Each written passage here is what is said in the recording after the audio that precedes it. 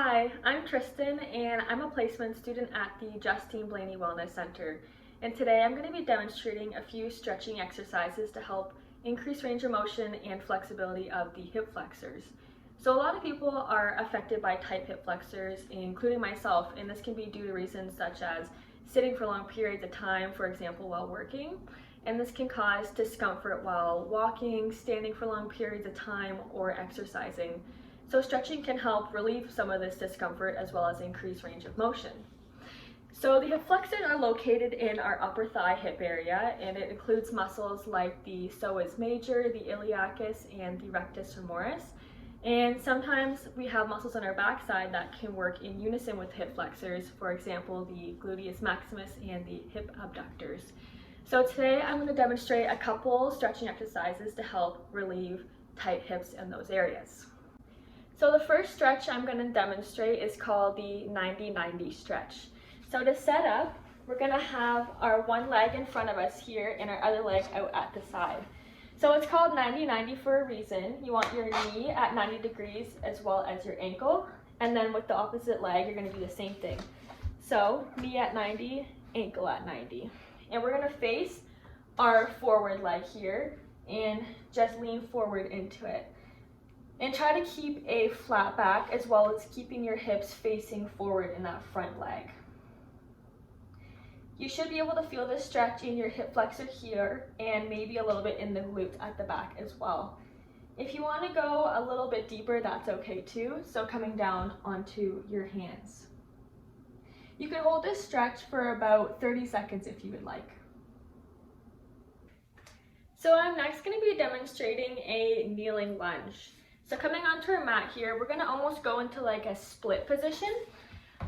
We're going to have our one leg up in front of us like so. And the goal is to have your knees stacked on top of your ankle area. And depending on how flexible you are, you can bring your leg as forward as you would like. But this is comfortable for me because I can feel that stretch in my hip flexor. So some things to think about. You don't want to be leaning into it with your back arched. You want to tuck that pelvis so you can really feel the stretch in your hip flexor. You can hold this stretch for up to 30 seconds before switching to the opposite leg. The next stretch is called a pigeon pose. The setup is similar to the 90-90 stretch, where you have one leg in front of you at 90 degrees. The opposite leg is going to be coming straight back, like so. And you'll be coming up onto your hips. So some things to think about again, you don't want to be arching your back, you really want to try tucking that pelvis under to feel the stretch. As well, you want your hips facing forward. If you want to deepen the stretch, you can come down onto your elbows as long as you keep proper form. You can hold a stretch up to 30 seconds before switching to the opposite side. So the next stretch is called the figure four. We're going to come lay down on our back with our knees bent, with our arms at our sides. So we're going to take our left ankle and cross it over our right knee. So if you feel a stretch like this, you can just stay like this, pushing down on your left knee to a comfortable stretch. But if you want to deepen the stretch a little bit more, you can take your hands underneath your right thigh and pull the knee towards your chest. Making sure to really squeeze the core here. You don't want your back arching off the mat at all.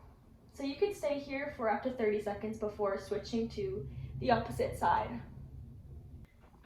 So the last stretch I'll be demonstrating today is a child's pose.